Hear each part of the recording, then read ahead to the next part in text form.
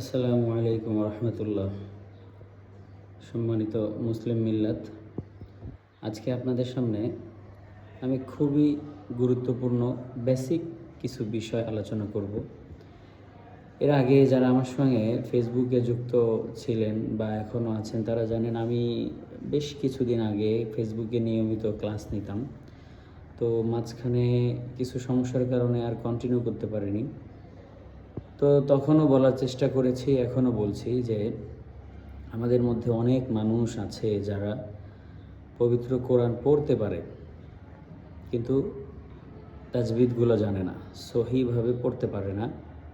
তো আমি মাঝে মধ্যে এখন থেকে কিছু আয়াত, কিছু বাক্য এগুলো লিখে হোক বা ভিডিও করে হোক, বই থেকে হোক, ওগুলো নিয়ে আমরা এজারা করব। এজারা হচ্ছে আমরা পড়তে পারি কিন্তু আমরা জানি না এখানে কেন টান হচ্ছে না, এখানে কেন টান হচ্ছে, এখানে কেন গুণনা হচ্ছে না। তাজবিদের তো মূল কাজই এইটা। তো আমরা সেগুলো নিয়ে আলোচনা করব যেন যারা আরবি পড়তে পারে তারা যেন এই মেথড ফলো করে এই জিনিসগুলোকে মনে রেখে তারা যেন এই আরবিটা পড়ার সময় যেন তাজবিদের যত কায়দা আছে সেগুলো যেন সঠিকভাবে প্রয়োগ করতে পারে এবং কোরআনকে সহি শুদ্ধভাবে তেলাওয়াত করতে পারে। তো চলুন আজকে আমরা আউযু বিল্লাহি মিনাশ শাইতানির রাজিম এইটা নিয়ে একটু আলোচনা করব।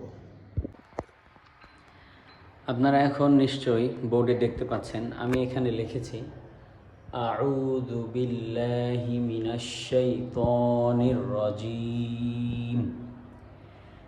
এটা কেন লিখলাম দেখেন, আমাদের যাদের পড়া আরবিতে অশুদ্ধ আছে বা শুদ্ধ আছে, আমরা আরবি শুরু করার আগেই কিন্তু এই বাক্যটা পাঠ করি। এটা খুবই গুরুত্বপূর্ণ একটি কথা। তো এই বাক্যটা শুরুতেই যাদের আমাদের আরবিতে সমস্যা, সহি করে পারি না, তারা এখান থেকেই আমরা ভুল পড়ি। তো আমরা চেষ্টা করব আজকে এইটাকে ঠিক করার, যে এখানে কোথায় কি হয়েছে, কেন টান হলো, কেন হলো না, কি কারণ, আমি আজকে এইটা নিয়ে আলোচনা করব। এই যে প্রথমে আপনারা যে শব্দটুকু দেখতে পাচ্ছেন, এই যে এটা হচ্ছে আলিফ বা হামজা। দেখেন এর উপরে একটা জবর আছে। তো যারা অশুদ্ধ পড়ে দেখা যায় যে আউযু একদম টেনে টেনে পড়ে, সব কিছুই টানে।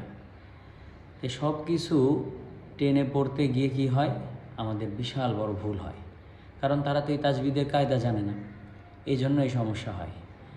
তো আজকে আমরা যেটা শিখব, আমরা প্র্যাকটিক্যালি শিখব, কায়দা মুখস্থ করব না। প্রথম কথা হচ্ছে এই যে একটা হরকত, এই যে একটা জবর, এটা একটা হরকত। তো এই হরকত আমরা জানি এটাকে তাড়াতাড়ি পড়তে হয়, এই হরকতের উচ্চারণ দ্রুত করতে হয়। কিন্তু এই হরকত কখন টান হবে? এই হরকত তখনই টান হবে এই যে এই হরকতের বাম পাশে, এর বাম পাশে যদি খালি আলিফ থাকতো তাহলে এটা টান হতো। কথাটা মনে রাখবেন, এই হরকতের এই যে জবর, এর বাম পাশে যদি খালি আলিফ থাকতো তাহলে টান হতো, এতটুকুই কথা। কিন্তু দেখেন এই হরকতের বামে কি নাই, কোনো খালি আলিফ নেই। খালি আলিফ বাদে যা কিছু থাকুক তাতে আমার দেখার দরকার নেই, খালি আলিফ আছে কি না আমি এটা দেখব। তো এই হরকতের বাম পাশে খালি আলিফ নেই, সুতরাং এটা টান হবে না। তাহলে এটা কি হবে, এর উচ্চারণ কি হবে যদি আপনি বানান করেন, তাহলে আলিফ জবর আ, শেষ। তাহলে এখন আমরা পড়তে যাই কিন্তু আর আ এটা বলবো না, বলবো কি আ। গেল, আশা করি ক্লিয়ার। এই জবরের বাম পাশে খালি আলিফ নাই, এই জন্য এই জবরের টানও নাই, এটা টানা যাবে না, আমরা টানবো না, শেষ। এখন থেকে দ্রুত পড়ব, এই আউযু বিল্লাহ পড়তে গেলে আ শব্দটা দ্রুত পড়ব। এরপরে আসেন, এরপরে যেটা আছে সেটা হচ্ছে উ। দেখেন এই যে আইন, তার উপরে পেশ, জজমালা ওয়াও। তো এই যে পেশের বাম পাশে জজমালা ওয়াও, এইটা থাকার কারণে এটা টান হবে। তার মানে যদি এই পেশের বাম পাশে জজমালা ওয়াও না থেকে অন্য কিছু থাকতো তাহলে কখনোই টান হতো না। এটা এই পেশের জন্য নির্দিষ্ট স্পেশাল, সেটা হচ্ছে পেশ হরকতটা যদি টেনে পড়তেই হয় তাহলে তার বামে জজমওয়ালা ওয়াওকেই থাকতে হবে। তো এখানে তাই আছে, পেশ তার বাম পাশে জজমলা ওয়াও আছে, এই জন্য আমরা এটাকে টানবো। এই জন্যে আইন ওয়াও পেশ উ, তাহলে প্রথমটা টান হচ্ছে না আ, পরেরটা হচ্ছে উ, কারণ প্রথমটার যে শর্ত ছিল জবরের বাম পাশে খালি আলিফ নাই, এই জন্য এটা টানও হয় নাই। কিন্তু দ্বিতীয়টার যে শর্ত জবরের বাম পাশে খালি আলিফ, পেশের বাম পাশে জজমলা ওয়াও থাকা লাগে এবং সেটাই আছে, এই জন্য এটা টান হবে।